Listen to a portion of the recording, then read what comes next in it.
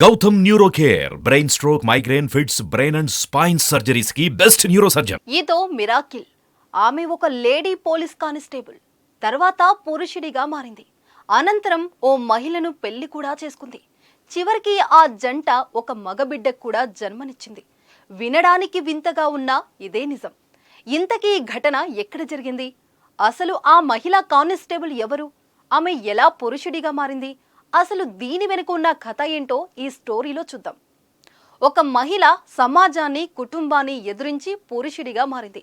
కానిస్టేబుల్గా పనిచేస్తున్న మహిళ తన ఉద్యోగానికి ఎలాంటి ఇబ్బంది లేకుండా ప్రభుత్వ అనుమతి కూడా తీసుకుంది.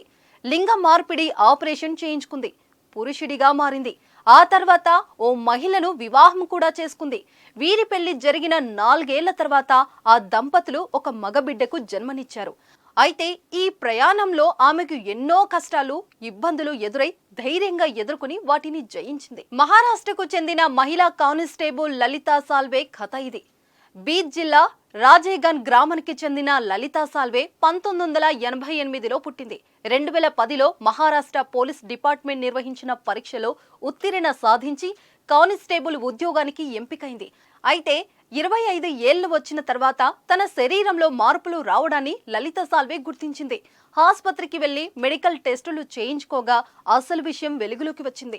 లలితా సాల్వే శరీరంలో మగవారిలో ఉండే వై క్రోమోజోమ్లు ఉన్నట్లు తెలిపింది. సాధారణంగా ఆడవారిలో 2 ఎక్స్ క్రోమోజోమ్లు మాత్రమే ఉంటాయి. ఆమె డేంజర్ డిస్పోరియాతో బాధపడుతున్నట్లు డాక్టర్ గుర్తించారు. లింగ మార్పిడి సర్జరీ చేయించుకొని మహిళ నుంచి పురుషుడిగా మారాలని ఆమె డాక్టర్లు సూచించారు. ఈ క్రమంలోనే తాను పురుషుడిగా మారాలని లలితా సాల్వే నిర్ణయించుకుంది. అయితే ఈ విషయాన్ని బయటికి చెప్తే ఆమె పట్ల అంత చిన్న చూపు చూస్తారు.